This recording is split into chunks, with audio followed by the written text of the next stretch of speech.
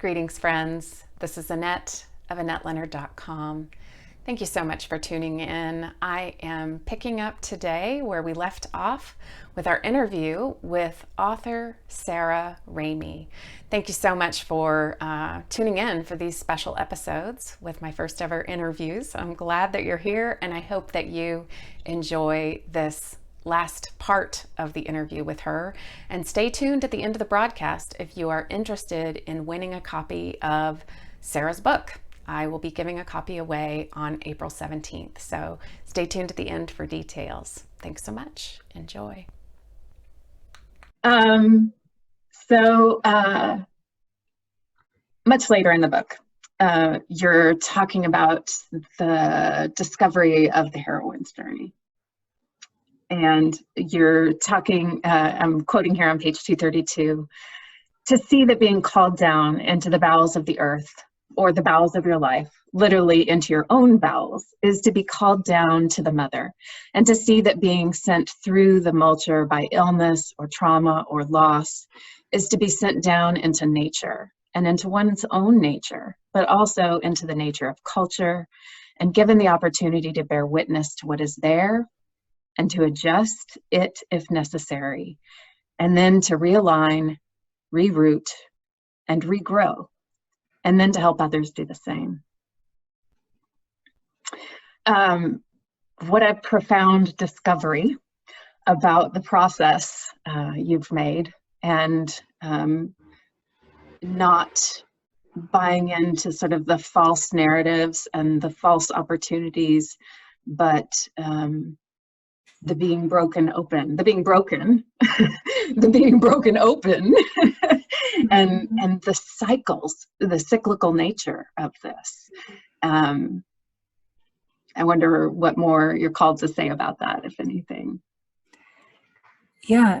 So for me, that part of the book is about when, because I had been working this book for a while, and I had like very, very consciously modeled a lot of it on the hero's journey, which is like, you know, what everybody does, I think, consciously or unconsciously. And it's because it's just so ingrained in our culture. Literally, screenwriters keep Joseph Campbell's book on their desk as they're working on their, you know, big Marvel movies, etc. They look to that to consciously make good storytelling. And so I think we really learn how to emulate that in our own lives. And so, and you get a lot of that messaging in the illness world. That's like, you got to battle your illness, and you got to be a wellness warrior, and like all this stuff, and there is value to that, like, because it can be kind of strengthening.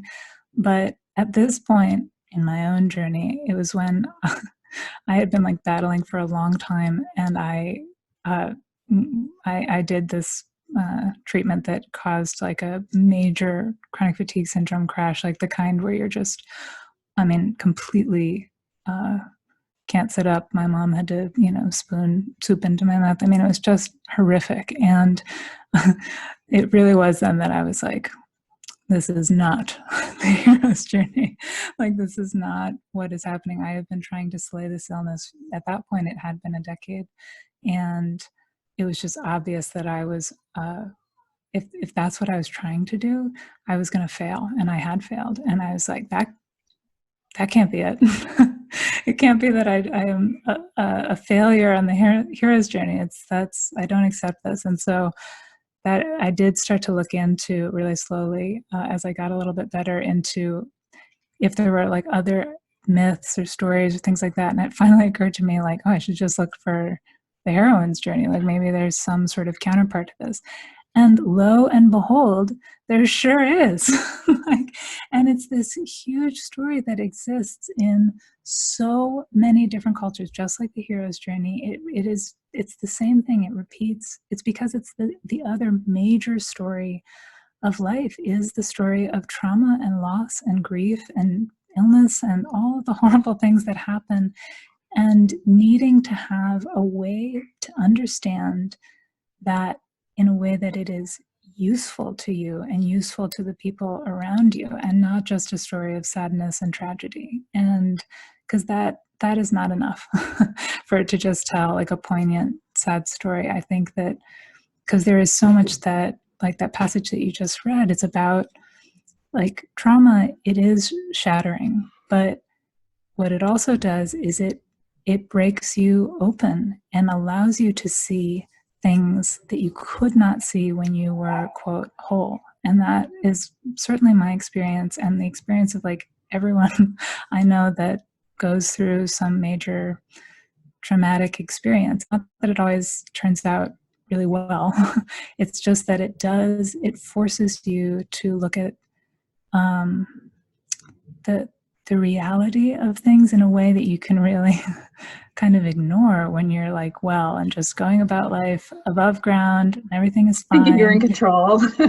Yeah, exactly. And you just can kind of ignore it. It like the thing that I think is like the most classic symptom of like no underworld experience is like, because I used to work for Obama, and after Obama was elected, everybody being like, oh, I think we live in a post-race society. And I was like, what are you talking about?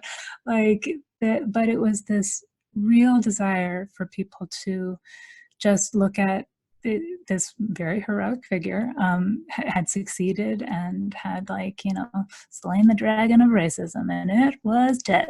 That's just the way they wanted to think about it. But of course, that's not true at all. And in the root system, in the underworld, underground, there is still all of these, as we now see, horrific festering problems that I do think, like, so for me, our current political situation has been like a classic heroine's journey, like crack in the earth opens up through a major political trauma, and down we all go into having to look at what's wrong. And that really has been, to me, what like has dominated the last 4 years. I mean, I don't want to get into politics too much, but I mean, that I feel like is a very good example of like a horrible thing that happened, but that has also allowed all of us to really look at what's really going on in the root system of the culture, and that I think we probably wouldn't have looked at without things really coming apart in such a profound way.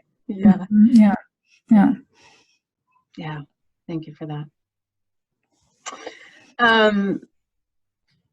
So I want to see if I can just grab this quote.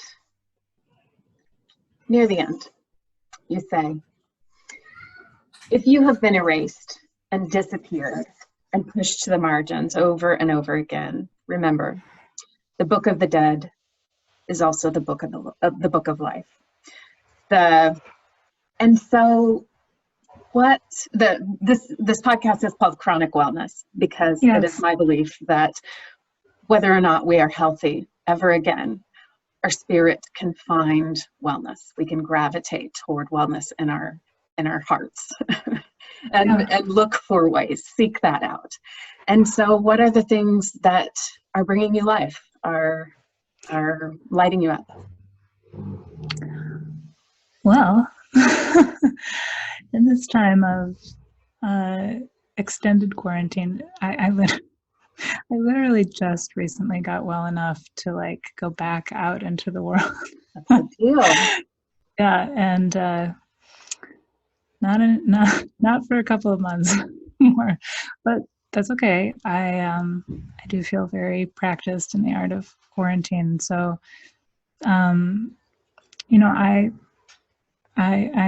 have, like, I think so many people in this world have become like pretty religious about self-care and like really like just because it just is, for me, it really is what allows me to maintain some level of feeling okay and keeping my soul happy. And so I just do a lot of the basic things of just, moving my body, but not too much, like not enough that it would cause a crash, and trying to eat real food and going to sleep early and all of those things. But I also, the main thing, now that I'm not supposed to leave the house at all, is I live in this apartment building, and on the roof we have this amazing community garden. And so I have this huge container garden, like it's really big, and it's the kind of thing that like a couple months ago when I was starting to buy seeds, they were like, oh, you're not going to want to do that. You're going to overdo it and you're not going to have time.